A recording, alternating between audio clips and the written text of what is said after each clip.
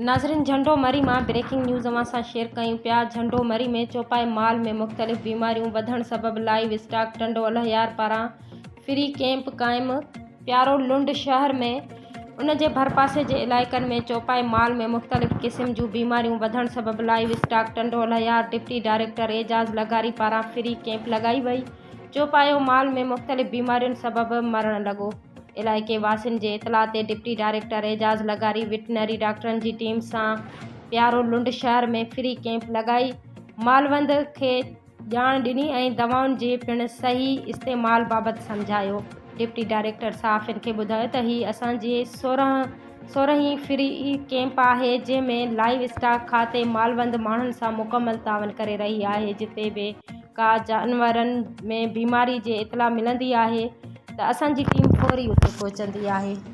जानवरनि जी हिफ़ाज़त कयो। असां वटि जेके आहिनि से तमामु घणियूं दवाऊं आहिनि, बचाव जा टीका आहिनि, पेरण जूं दवाऊं आहिनि। महिरबानी करे पंहिंजे जानवरनि जी हिफ़ाज़त कयो। हाणे हींअर तव्हां मौसम ॾिसो था त पाणी जेको आहे सो घटिजी वियो आहे, त माण्हुनि जो दारोमदार हींअर माल ते वञी थींदो ऐं उहो ई कंहिं ग़रीब जी ॿकरी या रिढ या मेंह मरी थी वञे त हुन लाइ वॾी हिकिड़ी तकलीफ़ जा ॻाल्हि आहे।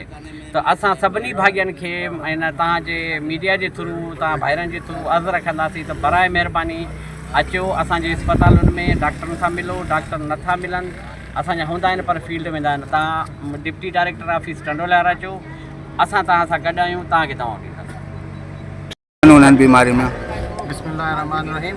मुंहिंजो नालो डॉक्टर सैयद राशिद अली शाह आहे ऐं वेटनरी ऑफिसर आहियां टंडो अल्हयार तालुके जो।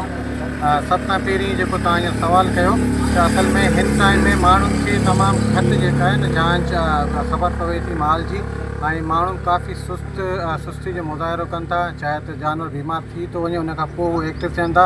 जॾहिं त बचा जा टुका जेको हूंदा आहिनि उहो ईअं हूंदा, इलाज खां एहतियात बहितर आहे। बचा जा टुका आहिनि एहतियात, अगरि पाण एहतियात जे लाइ उन्हनि खे बचा जा टुका लॻाए छॾींदासीं त